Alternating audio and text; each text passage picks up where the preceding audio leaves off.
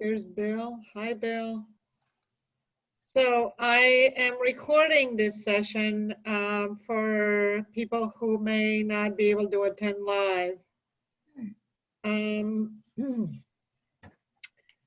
So thank you for becoming founding members of the Academy for Couples Therapists. That's the first thing I want to thank you for. And I also want to welcome you to the first call. You can see that I'm reading from my notes here because I want to start by telling you a few things about the Academy. So in general, on the 90 minutes, I'm going to try to make them 90 minutes every month. And I will answer questions about the monthly content, about the audio of the session, and about the lesson, and about the implementation activities. But first, I want to talk a few minutes about the way the membership content is organized and what you have to look forward to for the first year of the membership so you can get the most out of it. So every month, as you know, you'll get one audio of a session. This month, you heard one session with a high conflict couple. Next month, in month 2, you'll hear 2 back-to-back sessions with a couple presenting with a sexual desire discrepancy. In month 3, you'll hear also 2 back-to-back sessions with a couple on the brink of divorce. And so on. Every month it will be a different lesson, a different audio. Also every month you'll get one audio of a lesson. You'll hear a lesson and you have access to the PDF of the lesson. This month's audio of the lesson was very short. It was only 5 or 6 minutes long. And I wanted to make it short because I wanted everyone to spend some time looking at the stages of development as a couples therapist, which is a document that I send you in an email when I welcomed you to the membership, and it can also be accessed on the resources tab of the membership. So this is a long document. It consists of a description of 6 stages of development of a couples therapist that goes from not feeling confident in working with couples all the way to feeling very confident in working with couples and loving working with couples.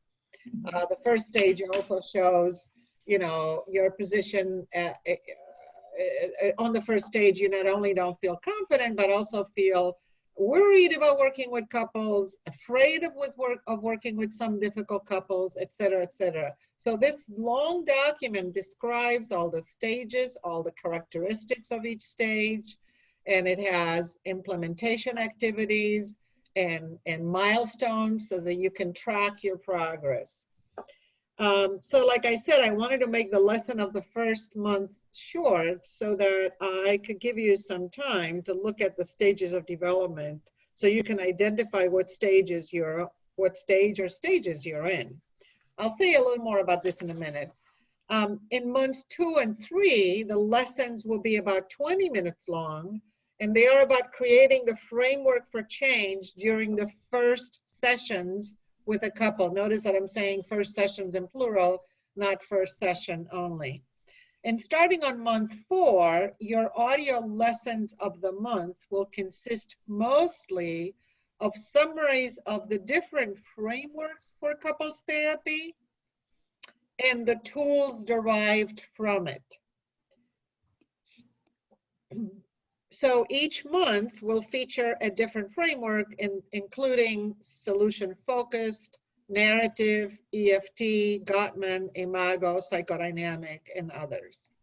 So that's in a nutshell the first year of the membership. I'll talk about the second year in another call. But I also want to talk about the PDF for a minute. So again, you have an audio of a session, you have an audio of a lesson, and you have a PDF. The PDF has 2 things. It has the recap of the lesson, and it has an implementation activity. So the implementations activities, there's two kinds for different stages of development. So there's an implementation activity for an early stage of development of you as a couples therapist, and there are implementation activities if you're on this more advanced stages of development as a couples therapist. And they're intended for you to keep track of your progress. They're intended for you to you know, either do as homework or think about them or reflect on them. And I want to encourage you to read the implementation activity on the PDFs every month, because that's one of the main advantages of this membership, that it helps you, as I said, track your progress on your way to becoming a more confident couples therapist. The implementation activities found on the PDFs every month are closely aligned with the stages of development milestones. If you haven't done that already, I strongly encourage you to read the stages of development. You can find it under the resources tab. I can't emphasize enough how important that is. So as I said, this is the plan for the first year. And in another call, I might talk about a second year. I welcome your feedback about how the content is delivered. So I'm probably not going to be able to change much of the content or what I thought about the content for the year, but I might be able to tweak, and this is part of the advantage of paying a lower price as a founding member, that you get to give me some feedback on how I can make this better. So I know this is a rudimentary site. Meaning that you cannot, I know that one of the things you're going to tell me is I wish I could rewind and advance the audio. I'm going to try to work on that for the next launch, which will be in November. I hope I can get that done because it would be an important feature. But maybe there are other ways that I am providing the content that you can give me some of your thoughts. If you have any thoughts, I would appreciate you taking the time to write an email to me, or I'd rather not spend time today doing that. So if you can write in an email, that would be great. So what I want to do today is spend some time discussing the audios or the implementation activity, the audios of the lesson or the audios of the session. And I think that's about all I had by way of introduction. So somebody suggested that since there's only a few of you here, there's 1, 2, 3, 4, 5. I'm wondering if you would like to spend just a minute saying hello and what you do, and if you're working with couples currently, or if you want to work with couples if you're not working currently with couples. So I'd like you to introduce yourselves and say that. And then we'll get right to the activity, which is the discussion of the case or the lesson. So Sharon, you want to go first? Sure. I have a private practice in the Loop. I work with individuals, but also with couples, and I've been doing it for about 10 years now. Okay, thank you. Jacques, you want to go next? Sure. I have a private practice in the Andersonville neighborhood of Chicago with a second office in Evanston. I see both, like Sharon, both individuals and couples. I have 3 couples at the moment. I'm very interested in doing couples work for some odd reason, but we'll find out. So I've been in this business for about 6 years after a 40-year career in city planning. So I'm a second career guy. Nice to meet you all. Thank you. Do you, Ruby, want to go next? Sure. So I'm Ruby, and I'm currently not or working as a counselor. I just started a job as a part-time therapist, and my background is in couples therapy. Dr. Schwarzbaum was one of my professors. So I really want to get, I guess, a refresher on what I need to consider when I'm working with couples and even individuals. So that's where I'm at today. Nice to meet you all. Thank you. Bill? I'm Bill Farrand. I have a private practice in Lakeview, Uptown border area. I have been working as a therapist for about 10 years, also well, probably a third career for me, really. In my practice, I see about 25%, 20 to 25% couples, which represents like probably 5 to 6 sessions a week with couples. Thank you. Deidre? Hey, I'm Deidre. Deidre, sorry. I that's don't know how okay. to pronounce it. So That's sorry. okay. You're not the first. Oh, I just switched to a new practice in Ravenswood. I've been there a month now. I was at a practice in Evanston where I saw quite a few couples. This is a career change for me. I've been doing this for about 3 years now. And it was very overwhelming to see as many couples as I was seeing. And then by the end of the year and a half I had been there, I started to feel more comfortable. But now, so far, I only have one couple. So there's some fear of losing my comfort level with couples, but it also feels much more manageable, where I can really, really start to work on my skills. thank you, Deidre. Hopefully I'll remember how to pronounce it. I wrote it down so I remember. I do that with clients sometimes. I see somebody who's joined on the phone, but I don't see the name. So if that person would like to unmute and say something, that would be great. Otherwise, I'll turn to Michael next. Let's go with Michael next, and then that will give time to the person who's on the phone. Oh, there. That person on the phone unmuted. So go ahead. Hi, this is Laura. I worked with couples some years ago at Couples Counseling Associates with Dr. Schwarzbaum, and I took a break, and now I'm returning to doing therapy. So I'm really excited about returning, and I want to brush up on my skills. Thank you, Laura. Michael, go ahead. Hi, I'm Michael. I have a group practice in River North. We primarily focus on couples and relationship counseling. About my own caseload is about 80% couples. I really enjoy the work and want to continue to strengthen that. So, hello. Thank you. Hi. So thank you so much, everyone. You can see a couple of things to note is that you're on different stages of development as a couples therapist.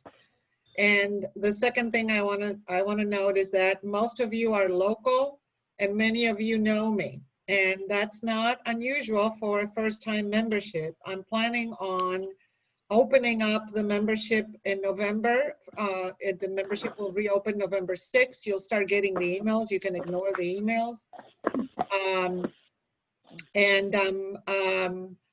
Also hoping to expand, from local groups to a little more less local. And in fact, we actually have one member from Australia, but given the time, she's obviously not going to be able to join us today, but hopefully she'll be able to see the recording.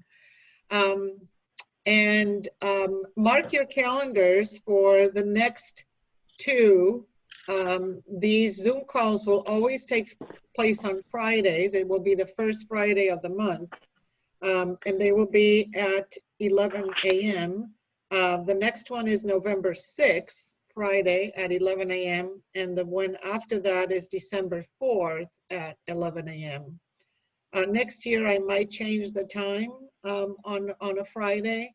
But for now, between now and the end of the year, they will be at 11 a.m.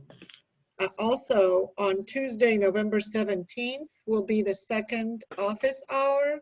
So in addition to these monthly Zoom calls, I am offering a 1-hour office hour for people who want to either talk more deeply about a case that we don't have time to get to during the Zoom call, or for people who want to just ask more questions.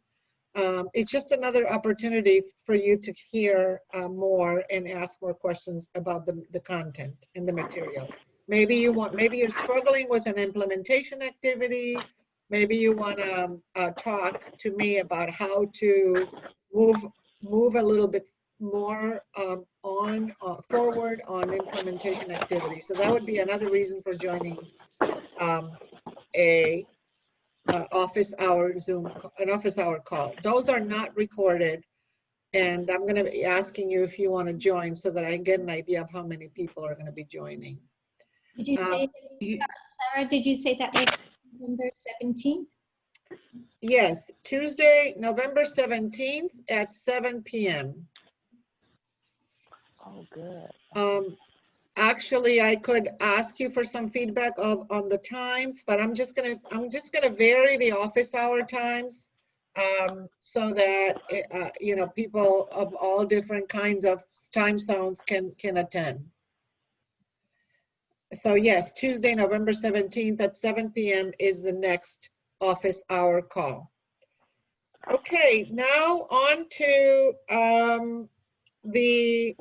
discussing the content. So I'm going to ask you, let's see, how do we do this? I could ask you to mute yourselves unless you're speaking, and let's see if I can learn how to manage this in a way so that everybody can participate. So does anybody have a question or a comment about the audio? Let's start with the audio of the case first. I'm assuming that if you're on this call, you hopefully heard the audio of the session. Do you have a comment or a question about that? So Sharon, so I'm going to ask everyone else to mute. So Sharon can make a comment or ask the question. Go ahead, Sharon. So this is a question about the session itself. In fact, I have a few questions, but I'll go for one first.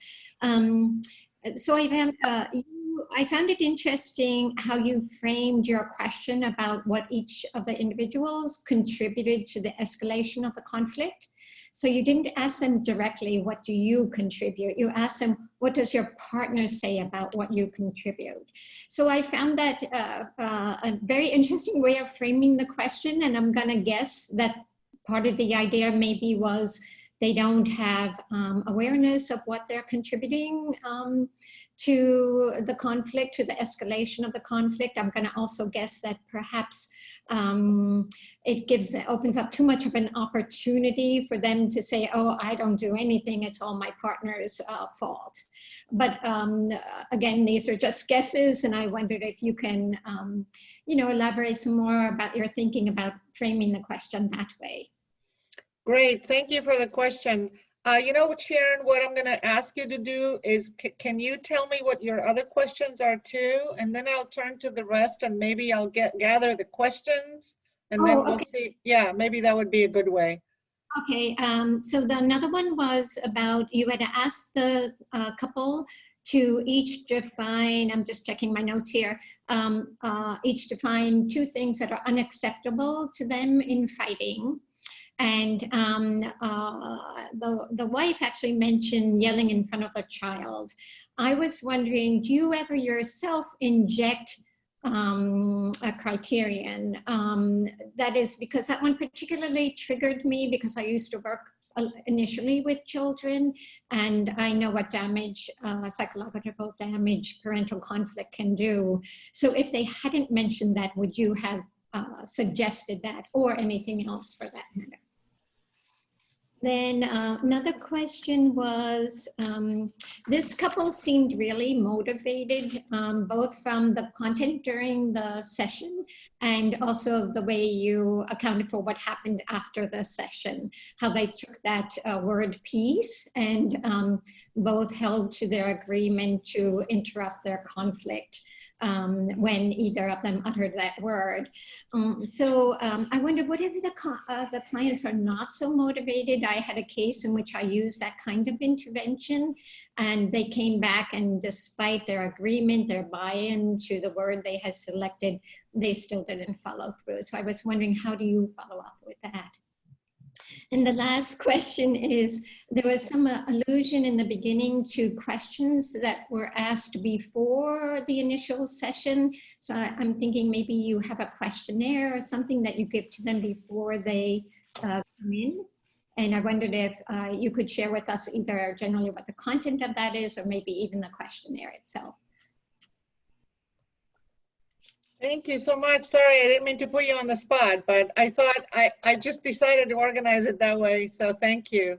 Sure. So does anybody else have a question? And if you do, I would ask you to unmute yourself and tell me what the question is.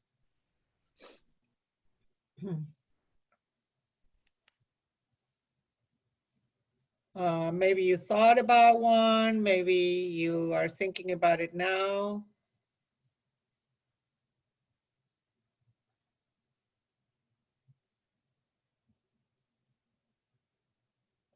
Okay, I don't know if this means you didn't hear it or if this means you haven't thought about the question. So I'll just, if you change your mind, let me know. Oh, Michael, you want to say something? I was curious if maybe not within that session or in a future session, there was some thoughts I had about her tone or the way that she, I don't want to call it a sarcasm, but there was something about how challenging she was towards him. And I just was wondering, had you addressed it in other parts of that session or in a future session? It's almost as if there's this sense that she's talking down to him. I don't know if anyone else picked up on that, but I just was wondering how you might have worked with that. Thank you. Yeah, and thank you, Michael, because actually you reminded me. I thought her tone was pretty normal, and that's how it is every day for him. So I kind of felt bad. But how would you address or let them become aware of their own tone and their own things that they really should work on without them getting defensive or that you're taking sides? Great, thank you. Okay, I think I have enough. So if anybody wants to ask another question, so here's the danger that if I start tackling these questions, I will not stop talking. So I'm gonna see what we can do about that. I think that there's like a chat you can put, you can write something in a chat if you want me to stop, or I'll try to be aware of how I'm doing and stop every once in a while and check in. So let me start with the easiest one of the questions, which I think was Sharon's fourth one. There's an allusion to a questionnaire. So I am very inconsistent with the use of my questionnaire. I do have a questionnaire for couples, but I don't always use it. This is when I was working in person. However, since I started working online, I send them 4 questions prior to coming to the first session. And the first question is what they're hoping to get out of the session. The second one is, what were their best times in their relationship? Although I'm iffy about that one, because if they're coming in for divorce counseling or discernment counseling, I don't like that. But I'm just telling you what it is now, not that it's the best. But and what's the most important part is that the third or the last question is, do you feel safe in bringing up concerns in front of your partner? So that's really the main reason I send that out. If they say, and I say, I say, are you physically, do you feel physically safe in bringing up concerns? And often they'll say physically, yes, but not emotionally, which is fine. But I just want to know, and I haven't had anybody say no,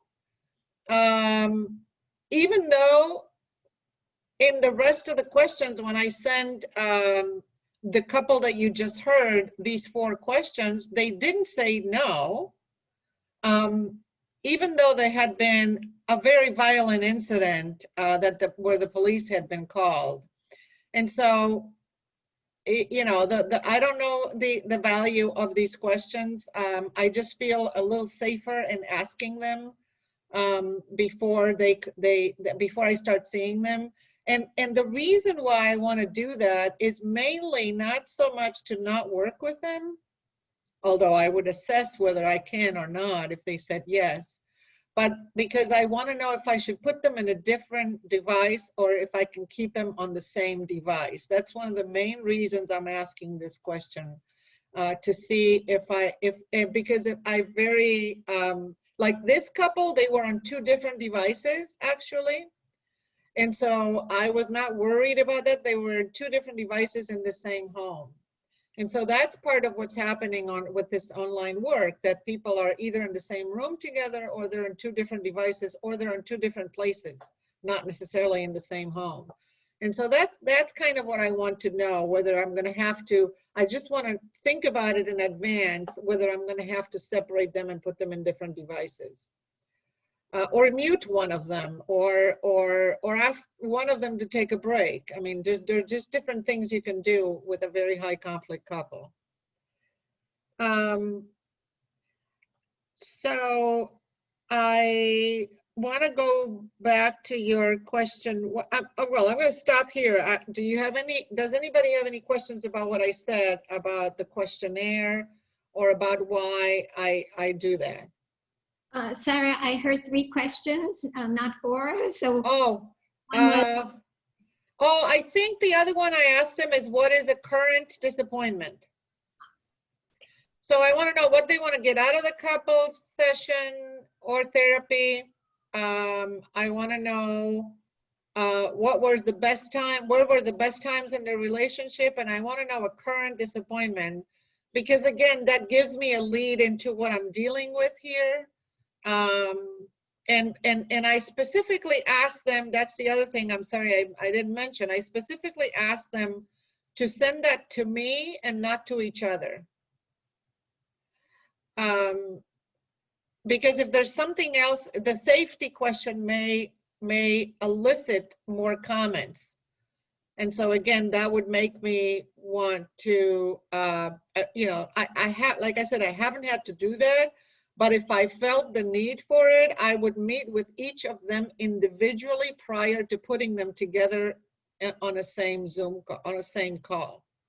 So that's primarily what I'm looking for. So to decide whether I could, you know, I think I didn't clarify that I would decide whether, you know, I could say to them, you know what, I'm hesitant to bring you both together on the same call, so I want to meet with each of you individually first. Like I said, I haven't had to do that, but that's what I would do if I felt the need for it.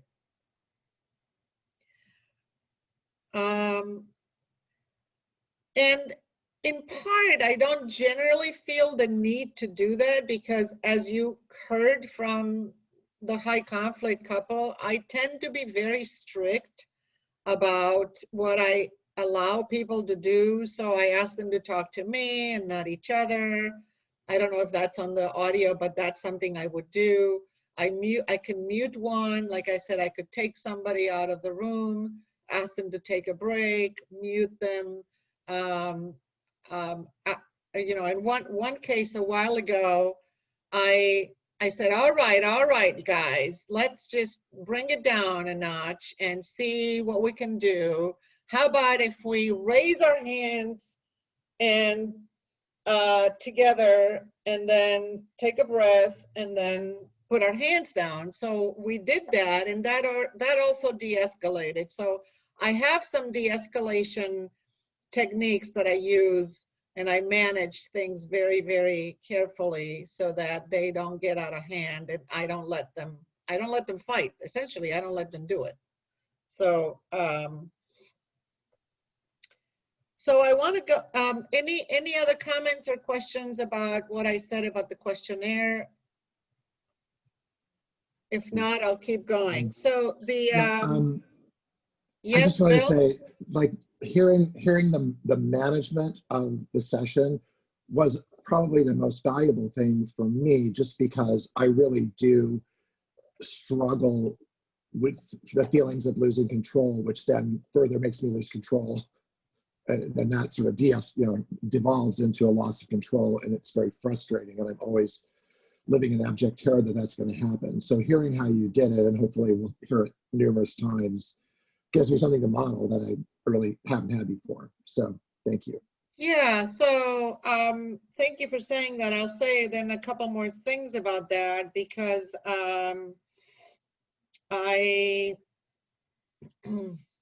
in this particular case, I didn't know I was going to have such a narrow goal of identifying what's acceptable and not acceptable during a fight. I came up with that goal within the first 5 minutes. I didn't know that's what I was going to do, just such a narrow goal. I didn't do what I traditionally do in a first session.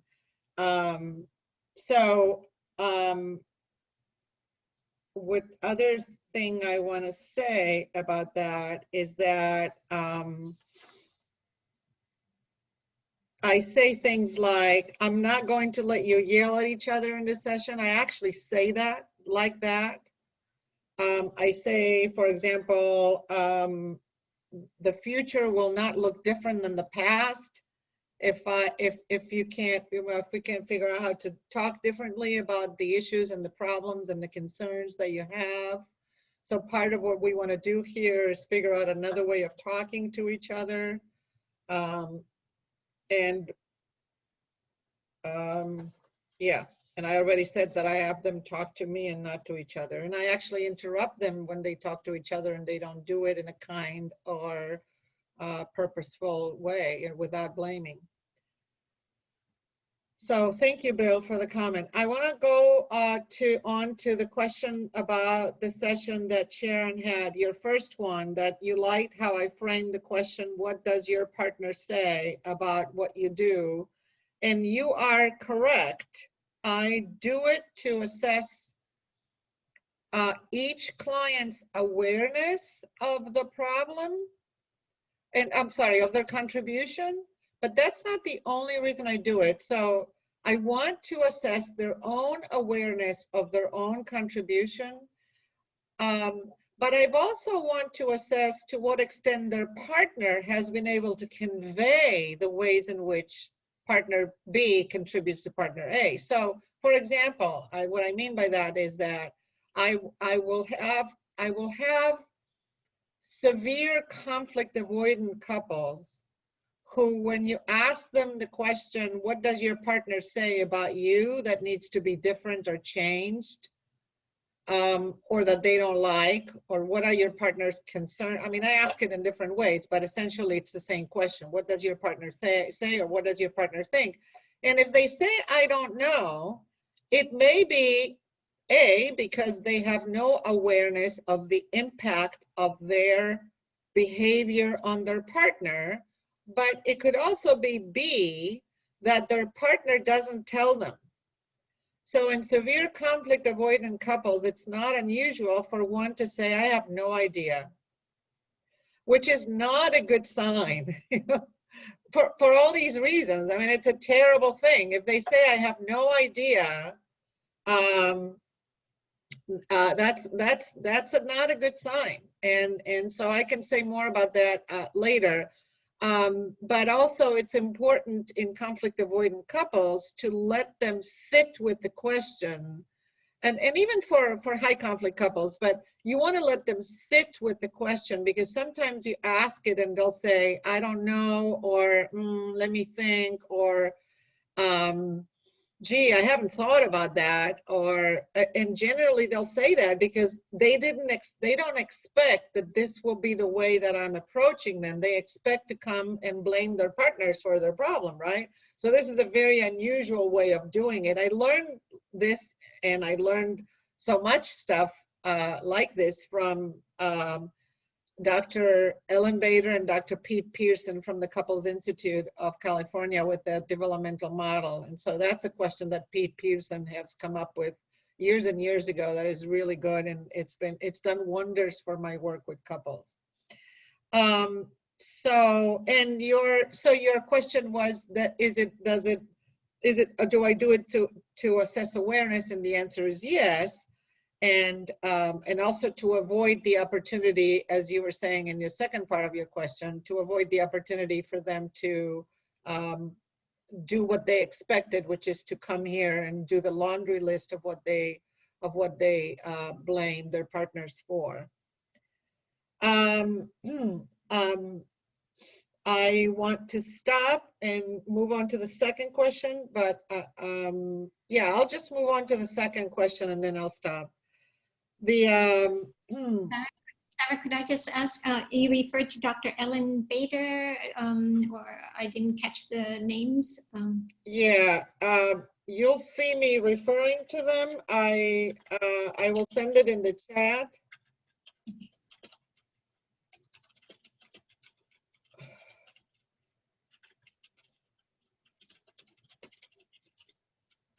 It's not spelled correctly, but you'll get it.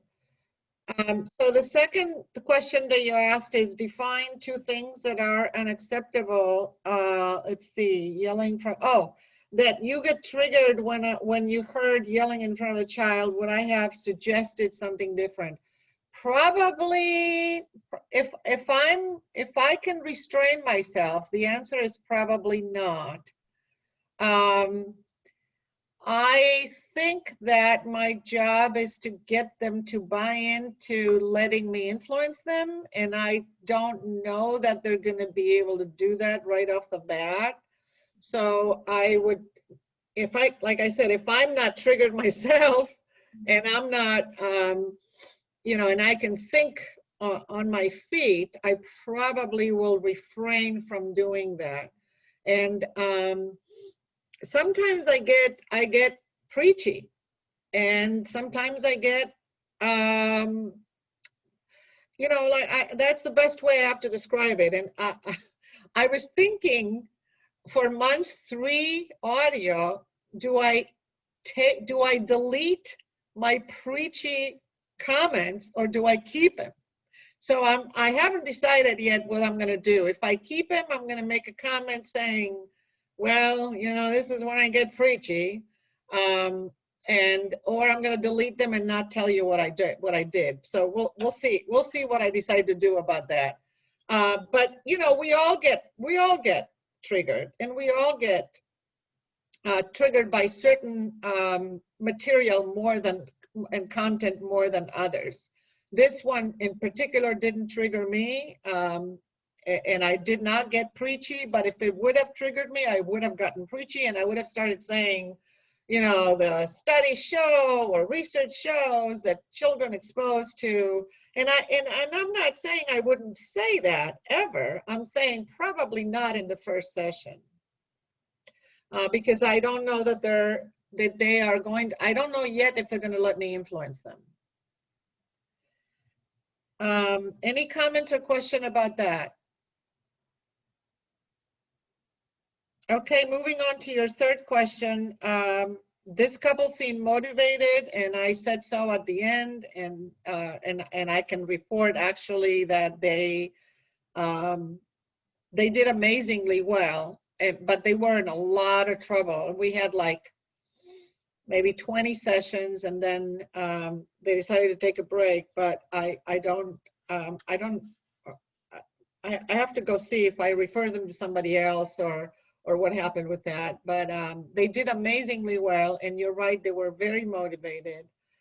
In part, they were motivated because of the effect on their child, who they were reporting was beginning to react when they started talking to each other. So they were noticing that the child was beginning to react. So it wasn't just about the neighbors, which I think she says, but it was also about the effect on the child. So they were both highly motivated. But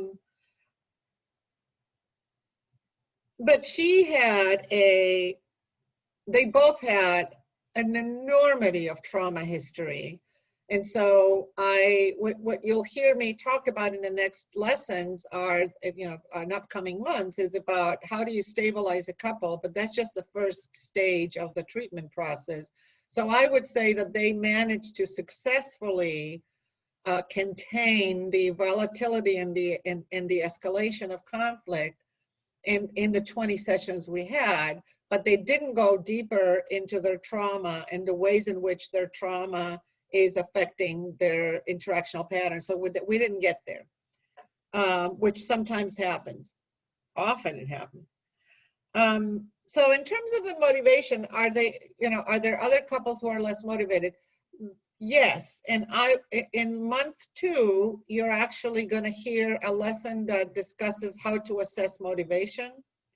And so I'm going to say briefly that there are different kinds of motivations. There are motivations to change the self, there are motivations to change your partner, and there are motivations to not do, there's people who aren't completely unmotivated. And so I'm going to say briefly that I start working with the more motivated partner, not the less motivated partner. So I assess that and I start working on individual change goals more with the more motivated partner and less so with the less motivated partner. I tend to be more empathic.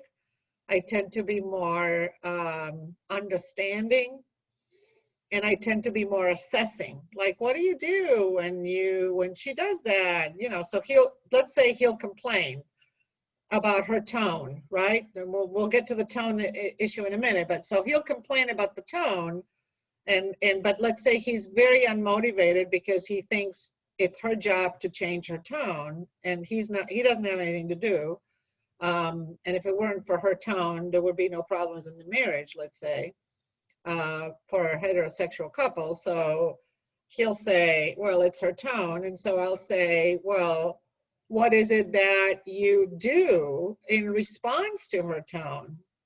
So and so I want him to say to me what he does in response to the tone, because I'm always interested in the effect of the behavior on the other partner and how they respond to it.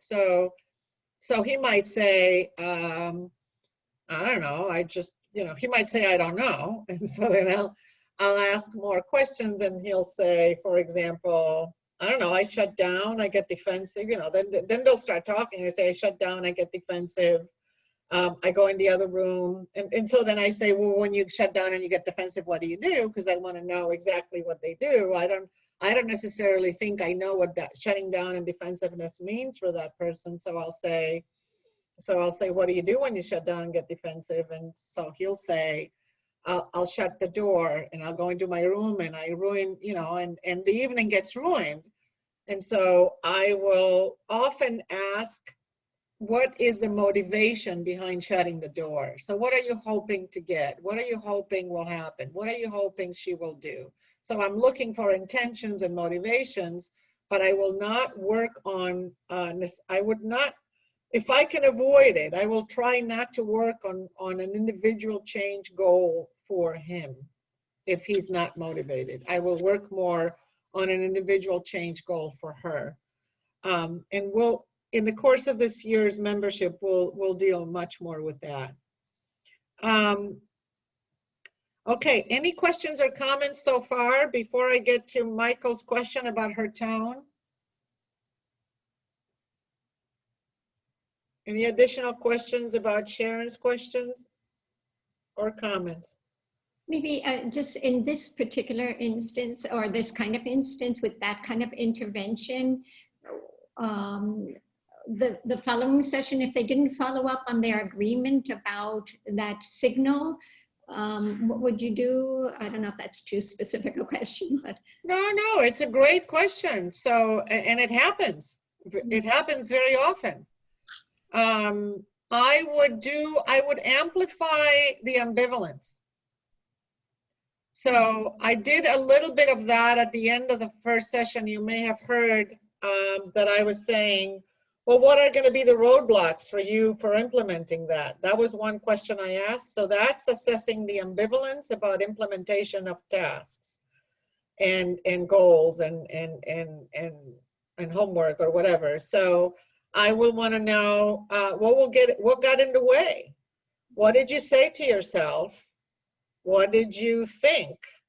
What did you do? And what else did you say to yourself? So part of you wanted to, but didn't, and another part of you didn't want to because you felt entitled, because you felt that she was being, you know, too sarcastic, or was being, or mistreating. So I amplify the ambivalence, I assess the motives and what they told themselves. And then I take it from there, and then I do get a little preachy about what this is going to take, right? So I get a little preachy about how to get the most out of couples therapy. I send them either a document that I have about that, or I talk to them, and I essentially tell them it's not going to work unless you work on your own reactivity. So you'll get more information about that in upcoming lessons, and about framing the first 3 to 5 sessions to stabilize a couple. You'll get a lot more information about that in upcoming months. So can I move on to the tone? So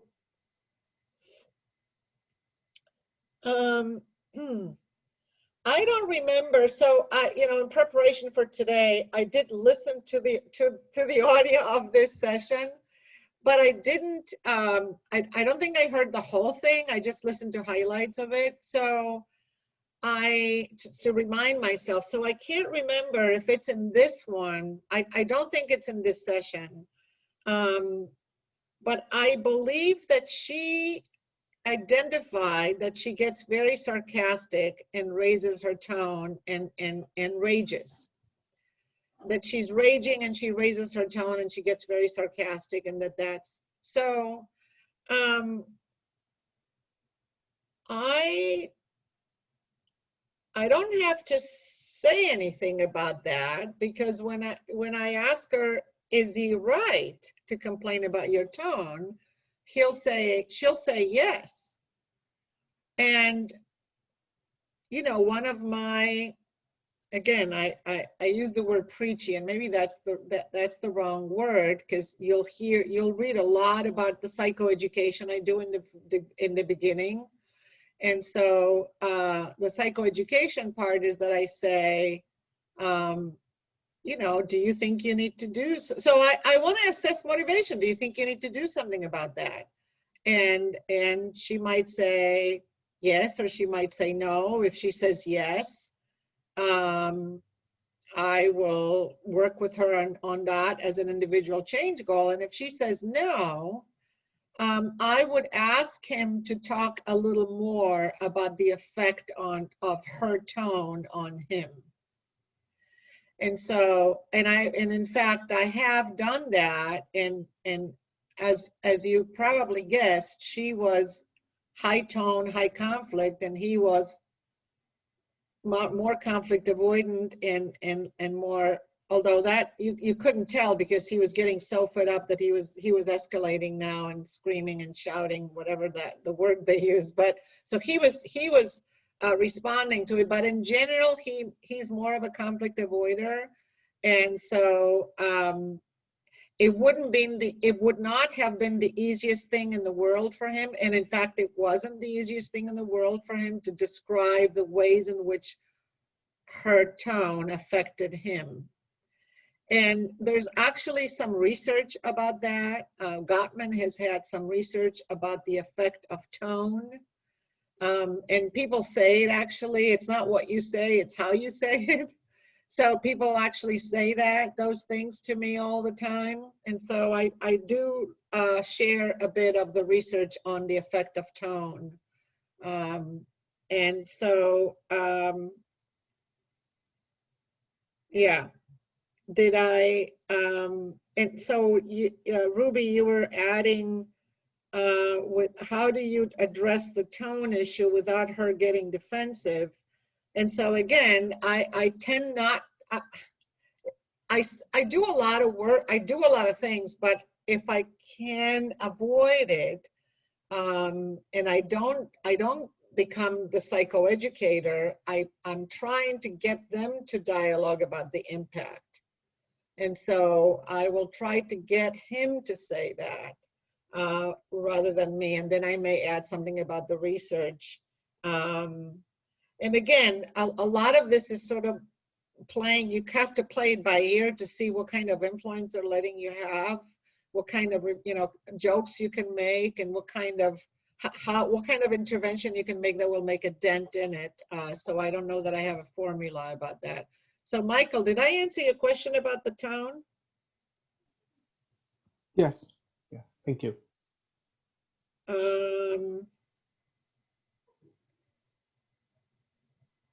And so, and Ruby, did I answer your question about how to address it without them getting defensive? Yeah, I think the example you gave is that because it came from her, you didn't have to. But I'm sure if it was a different situation, whether with that couple or another one, with you setting the boundaries, they kind of become aware of like, oh, I'm getting there. And maybe the only other thing in them recognizing, or if when you ask them, what do you what do you think you need to change about that? And what if they tell you, well, that's how I am? You know, because Right. sometimes that's what you hear. They're like, well, I just can't change it, and I'm not going to change who I am. You hear a lot about that, and that's a triggering answer from me. And so let's talk about, this is actually a great comment. So let's talk about what are alternative responses to this is who I am, because I get that all the time, and I'm sure we all get that. So when you're getting closer to the individual change goals, this is what people say. This is who I am, and I'm not going to be able, or I'm not going to want to. So let's talk about alternative responses to this, so that I would like to expand your repertoire of responses to the this is who I am.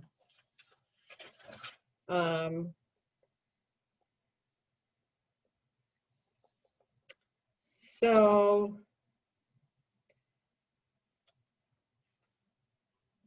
often I let it go. I don't say anything because I am triggered.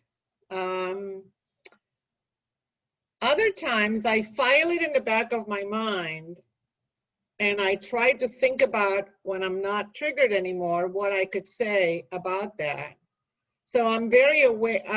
The more time goes by, the more aware I am of my triggers in the moment, although that doesn't always happen. Sometimes I get triggered and I'm not aware and I react.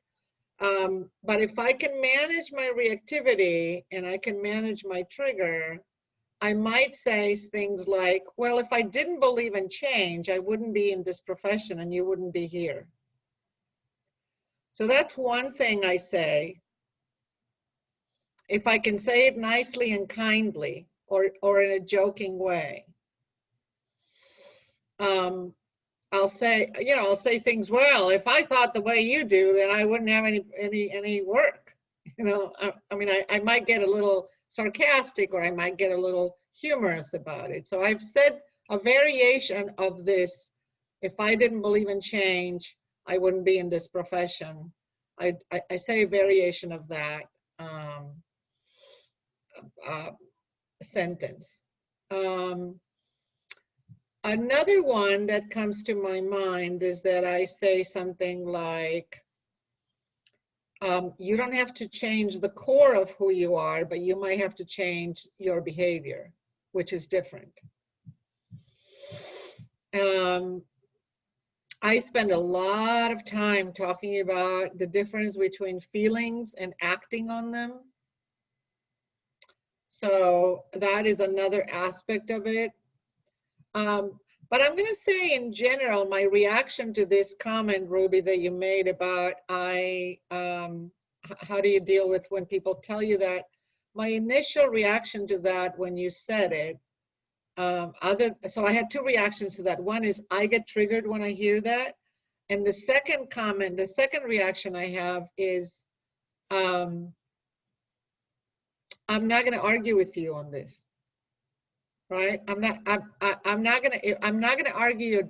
I can't argue with you on this. If I start telling you what I'm thinking about what you're saying, it's going to become an argument, which is why humor is much better. Like the comment I made about being in this profession, if I don't believe in change, I wouldn't be in it, or I wouldn't have any work, or my office would be empty, or I wouldn't have any clients. If everybody thought like you did, I wouldn't have any clients, you know, something like that. It is better than trying to go against it, because if not, it turns into an argument.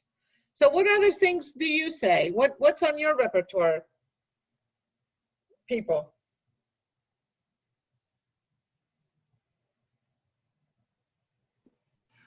Well, this is Jacques. I heard long ago that change, the change is hard for people to contemplate, so that, well, you don't have to change that much, but shift a little.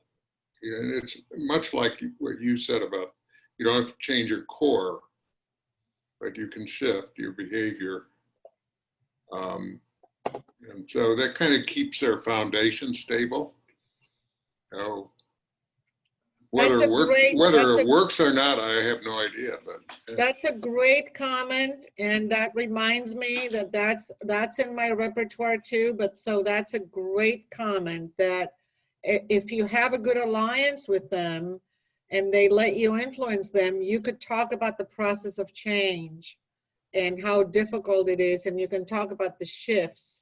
When the comment about the shift reminded me of the enormous impact of a small shift on the trajectory of a plane, for example. So I don't know if you can see my hands. So if you have one trajectory and there's another plane going right next to it, and you change like 1 degree the trajectory, then it will go. So the small shift can have an enormous impact on the relationship. So yeah, thank you for that. That's a great addition to the repertoire. What else? This is Bill. I will often, on some variation of tone, depending on the relationship, say, oh, and that works really well for you. It's working really well for you in this situation, to kind of get them to own that, that's something that may not work. Or I'm really sort of right now working on saying it's not for me to say whether it's right or wrong or good or bad. It's to ask the question, is this working for your relationship? If it works for your relationship, fine. But if it isn't, then maybe we need to think about something different. Right, exactly. That's great. That's really great. How is that working for you? Right. So, but I do, this is making, what you're saying is making me think that the reason people tell you that they don't want to, the reason they say this is who I am is because the sessions trigger their sense of identity. This is a very common issue, and which is why we hear it all the time. This is who I am. We hear it because when they come to couples therapy, they're hearing that something has to shift, and they're really afraid of the shift, and they are not used to thinking that they have to do something different. And it really changes their sense of identity. If I have to shift something or change something about how I do things, who am I? If I'm not who I think I am, then who am I? And it really shakens their sense of identity. It's really interesting to think about it that way, that it really affects the way, if I'm not this person, who am I? And the anxiety that provokes. So there's that saying, this is who I am, is a reflection of their own anxiety about the possibility that something needs to happen differently for them as opposed to for their partners, which is what they're comfortable in thinking about. They think about the change in their partners, which leads me to another possible thing on our repertoire that I haven't thought about, but I'm thinking about it now as we're talking, which could be something like, right, you don't want to change who you are, you just want your partner to change who he or she is, right? I hadn't thought about that one, but I'm adding that one to my repertoire. Right. I often tell clients, well, wasn't there a play that was, I love you, now change? Right, exactly. But they don't mind expecting their partners to change. Yeah. It's just that it shakes their identity to think of their own change.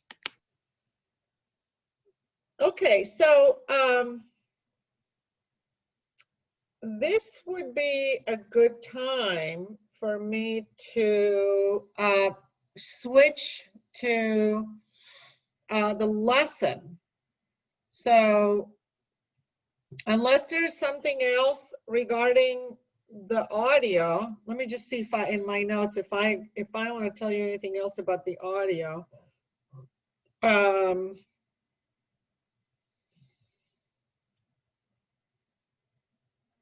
So, you know, in the first session with a couple, you're going to hear me talk more about establishing leadership in the next month lesson.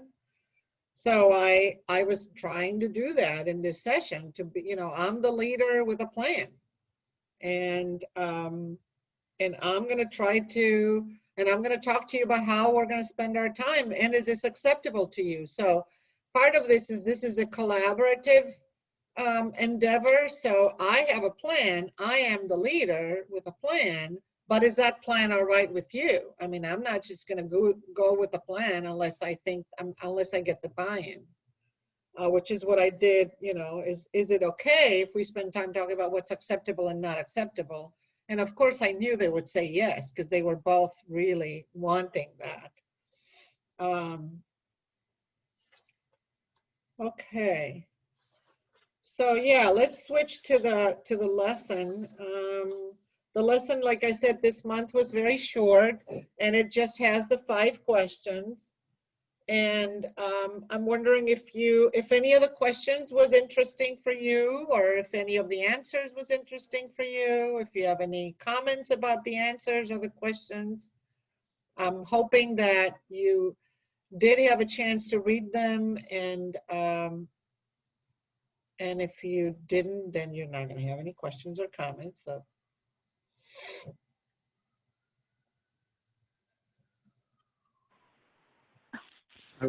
I have a question. One of the comments that you have listed for your answers, Dr. Forsbaum, is, and I didn't write it down exactly word for word, but I believe it said when the couple disagrees, the decision-making process is based on terse negotiation and veto power. Yeah. Thank you for the question.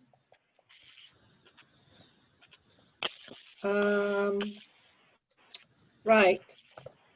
I'll get to that. Thank you. That's a great question. Okay. Bill, you had a question too? Just a comment about the questions with the main reasons couples break up. The only thing I can come up with, like kind of looking at my historical work with people, was most often it was that they had rushed into getting married or becoming a couple, but they didn't know each other for very long. And we're, sort of finding out this sort of overwhelming amount of things about each other. Often, at least it's hard for me to sort of separate myself as an individual therapist, but often there's a narcissist involved that has somehow ensnared another person, or the person's allowed themselves to be ensnared. But that was really all I could come up with. And I didn't have any real clear sense beyond that. So do you want to hear more? Yes. Okay.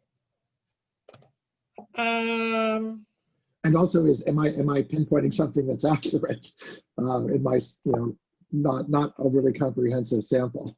You're pinpointing something that's very accurate, and that I think you're also pinpointing that you wish to think more thoroughly about the answer to that question, right? Mm-hmm, mm-hmm. I think it's a very important question that I would encourage each one of you to think about the answers. I'll share some of my answers with you, because it points to a movement forward. When you know why couples break up and you have thought about that, you can help them move in the direction of avoiding those behaviors. It gives you a map. It's your framework. This is part of what. So let me just take a step back. This is part of why I had these questions, because I believe strongly that no matter how many frameworks you study, whether it's Gottman, EFT, developmental, Terry Real, whatever frameworks you study, you need to have your own basic framework. So this is part of what I'm trying to establish in the first 3 months of the membership. What is your basic framework? And the other frameworks, the ones that you learn, they sit on top of your basic framework. So you really need to be very clear about your beliefs about these, these 5 questions. So, so I'm going to tackle this one first before going to Laura's question about the the disagreements. So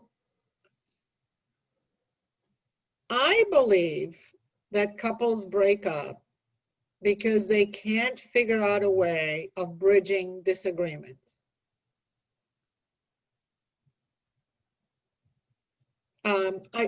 Did I not say that in the PDF? I'm trying to, I can't minimize my screen because I'm recording. I can't figure out if I have that in the document or in the audio. I thought maybe I did it, maybe I didn't. I don't remember. So what I can tell you is now what I'm thinking, and so this will be partial. It's interesting because I think we have a lot of beliefs but we're not articulating them to ourselves, or we don't remember what they are. So this is why it's so important to do the implementation tasks so that you can articulate for yourself what your thinking is. So I believe the first one is that people cannot figure out how to talk about difficult subjects when they disagree, how to talk about money, how to talk about sexual desire discrepancy, how to talk about parenting, how to talk about in-laws, how to, whatever the subject is. My belief is that one of the reasons why they cannot, they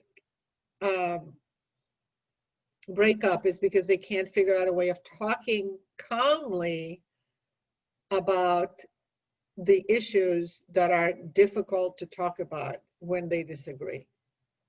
That's a fundamental belief of mine. What you were saying, Bill, about narcissistic personality disorders or substance abuse, those are like the, let's see, Bill Doherty calls them I forget the word he uses, but something like the strong issues, or the issues that are like the risk factors for relationship distress, right? When somebody has a personality disorder or mental health issues or substance abuse issues, those are not the soft issues. So what I'm going to be talking about are more the softer issues, the issues which account for, I want to say 80% of separation and divorces are based on these softer issues, not the harder issues that I was describing earlier. I'm sorry for misquoting Bill Doherty. I can't remember the word he uses to describe those issues for a couple's breakup. So the softer ones are about disagreements, and the softer ones are about differences. So this comes out of the developmental model, straight out of the developmental model, that people are not able to figure out a way of negotiating and collaborating on their differences.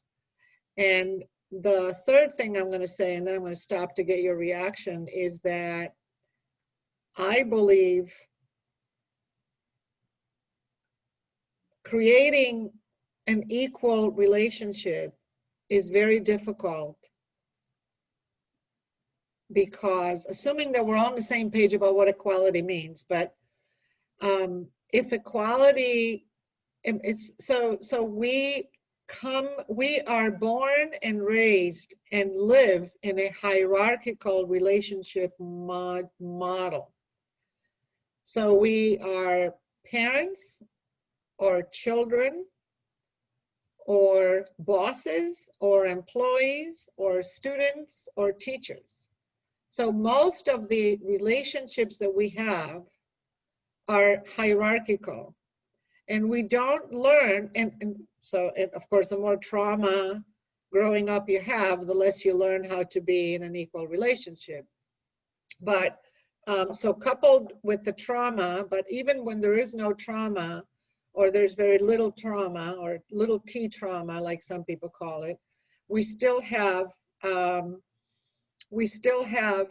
an inability to create an equal relationship because we don't live in one.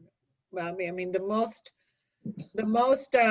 equal relationships we have are maybe our friendships, maybe our siblings, but the majority of the relationships we have are hierarchical. And so we don't learn how to be in a collaborative relationship. Which is, we don't know how to negotiate, we don't know how to collaborate, we don't know what it's like to plant firmly your feet into what it is that you are interested in accomplishing without worrying about whether your partner wants the same thing or not. And when you worry about whether your partner wants the same thing or not, it makes you less clear and more vague. And you end up not focusing as much about what you want or need. And this creates enormous problems for a relationship. So I'm going to stop there. I have other reasons. I've actually written an article called Why Do Couples Break Up? That was published, and I've written a blog about that. And oh, one more thing I want to say, you will read about this in the upcoming lessons. I think couples break up because the relationships, adult intimate relationships, are regressive. And you've heard me talk about that before, Bill. I know that you've heard me talk about that. And they're regressive in part because they reproduce our dependency that we had as children. And so we use the adult version of tantrums, the adult version of shutting the door, the adult version of withdrawing, the adult version of going into the room and shutting the door, etc. And that, you know, in escalating manner, and when people cannot figure out a way out of that, they do break up. So these are the soft issues for breakup. Does anybody have a question or a comment about these reasons? You'll get more about this in the upcoming lesson.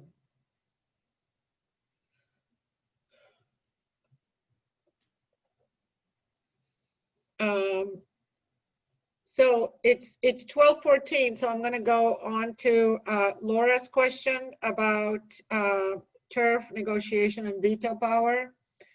So I think one of the tools in our toolbox as couples therapists that we need to help couples with is to design a method for dealing with disagreements.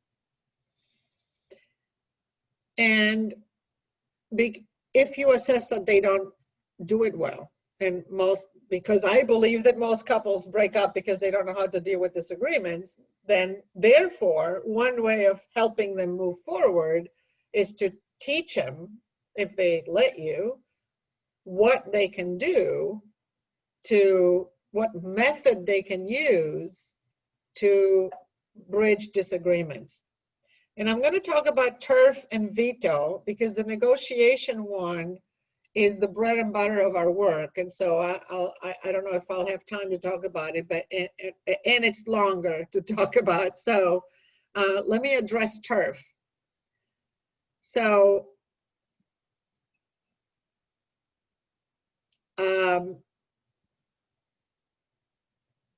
I'm trying to think about whether to give you an example of my personal life or whether to give an example of clients' lives. So I believe that in couples that are functioning well, there is a division of labor and people know who's doing what when and whose turn is it to do it. So let's take the example of a divorced couple. I know this is an extreme example, but just bear with me for a second. A divorced couple who has children knows who's picking up a child and who's dropping off a child and who's feeding a child and who's changing a child and who's driving a child and who's turned. So they, in part because they couldn't figure this out when they were together, they are forced to figure it out now. So they have their turf. When the child is in one parent's turf, that parent is the one who gets to make the decisions. When the child is in another parent's turf, that parent is the one who gets to make the decisions. So the way this works in a relationship is that it's the same. So you can help a couple identify whose turf this is. Who is in charge of bathing? Who's in charge? Let's continue with the example of the children. Because you can use it, you can use the turf issues for many things, including dealing with in-laws, including dealing with holidays, including dealing with, division of labor on a day-to-day basis, about finances, and let's leave sex aside for a second, but finances, in-laws, parenting, those are ripe for helping a couple identify the turf. So the one who's cooking gets to say what is there for dinner. I had a couple who could not identify, I'm working with them right now. I've been working with them for about 8 months now, 10 months maybe. And we've done like maybe 30 or 40 sessions. They are an older couple, and they've been terribly non-collaborative and non-negotiating for a very long time. And so one of the first things I had them do is to come up with, so they had a lot of trouble around the dinner time, for example. And one of the issues they had trouble is because they could not let go of the control about who was doing what when. So this was a turf issue that I understood it as a turf issue, and I asked each of them to take turns in preparing a meal, and whoever's turn was got to make all the decisions about what, about when, about what, and that this will lead me to the veto power question mode in a second. But the turf is about letting go of control first of all, identifying who's in charge of that particular activity and letting go of control. And I can't tell you how many times I've worked with couples who will nod profusely when I say to, let's say, a female member of a couple, so when he's changing a diaper, do you go and look to see how he's doing it? And the partner will nod profusely. And so that's a turf issue. That's an issue of you're not letting go of control. You think you can do it better. And so you're not letting him or her be the person who's deciding how to do it. And I'm going to answer the question about what if he does it wrong later. But you know, that's a different issue. But it's just an issue. So that's turf. So when I go to my husband's family's Christmas reunion, or when I travel to, you know, his siblings, or when, you know, I'm just going along for the ride. This is his turf.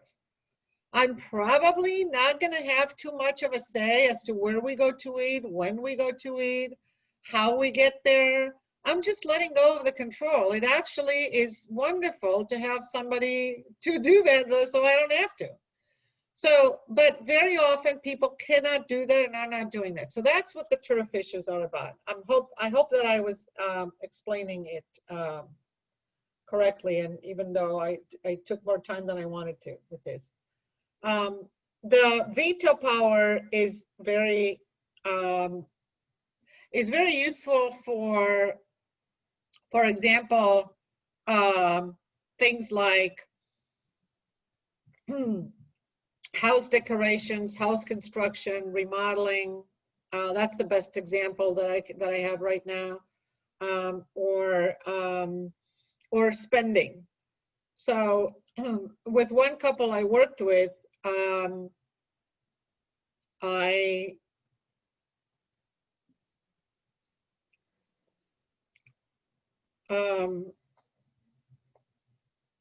sorry, I have a word. I just didn't want to forget about the word consensus. So let me back up for a second.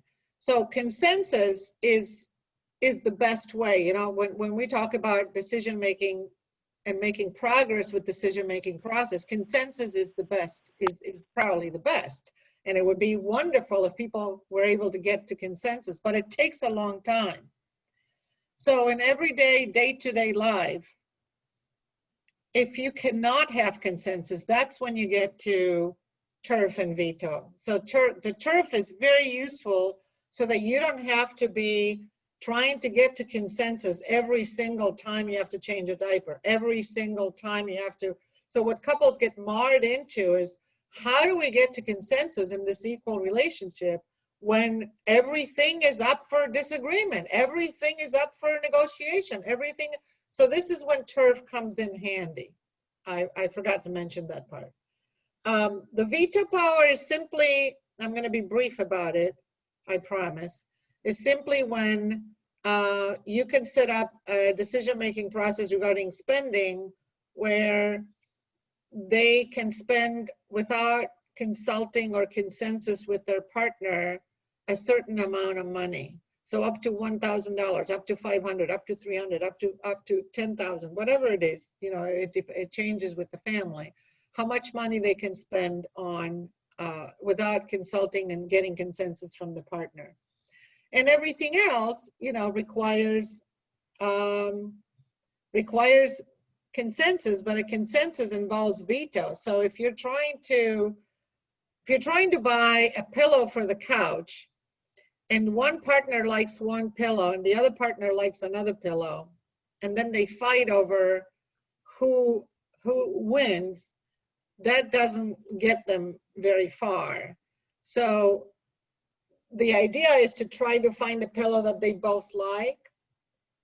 And so the veto power comes in handy when, if one of the partners doesn't like the pillow of the other, that partner has veto power. And the person who likes pillow A has to accept the veto power. No, I don't like it. Therefore, they have to keep looking for another pillow that they both like. So veto power gives the power to, it decreases the fighting and it decreases the disagreement because both members of the couple have to agree. So this, I will give you a personal example. People who know me have heard me give this example before. My husband and I were remodeling our kitchen. And as you know, the kitchen remodeling leads to divorces, or house remodeling leads to divorces in general. And so veto power comes in really beautifully handy. So he liked one kind of marble for the countertop, and I didn't. And then I liked one kind of marble for the countertop, and he didn't. So we used the veto power technique, and we had to go back to the marble store 5 times. I mean, that's true. It's a little bit more work, but we didn't have a fight until we found something that we both liked, which I think 5 times is an exaggeration. Maybe it was like 3 or 4. Anyway, I'm going to stop here. I didn't talk about the negotiation because we're going to be talking much more about that in the course of the membership. What is a collaborative relationship? What is a negotiation within a collaborative relationship, and how to do that? Laura, did I answer your question? I don't know if she's still there. Yes, that was very helpful at helping me to understand, because I'll be honest, the words triggered me because I'm so much of a control freak, which I can handle good when I'm working with couples, but not so much with myself. So when I was reading, turf and veto power, I'm like, why does somebody get turf? But that's very helpful in understanding how you establish turf and how you can make it more of a collaborative relationship based on using that idea, that framework of turf. Yeah. Thank you. So we are, before we sign off for today, I want to know, does the hour-and-a-half format feel enough or feel long enough or too long? Can I get a few words about that? Certainly doesn't feel too long. I felt that we covered a lot of ground, but it was all very useful material. So, Anybody else? Yeah, I think it was like a good amount of time, like enough time to do the stuff. But yeah, definitely not too long. Okay. So I will continue with the 90 minutes then. Jock, did you want to say something? No, I agree with everyone. I think 90 minutes is fine. Okay. So I want to mention briefly something about the groups. So I will probably send you all a YouTube link to this call. For those of you, and you can ignore it, and if you've been present, or this will be for somebody who hasn't been present. And also the groups, the group IO is going to be, as I've been saying, my way of communicating with you. Do you have any questions or feedback for me about that? I know that many of you, I'm trying not to send you lots of emails. I'm really trying to just do it either once a week or not even.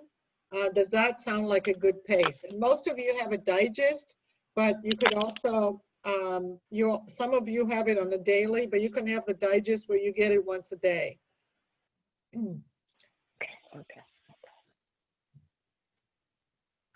It's just that for timely things, like if I forget to tell you something and it's timely that you need to know before the next day, then you won't get it. So I'm going to try not to do that. I'm going to really try not to do that so you can get the digest. Do you know what I'm talking about?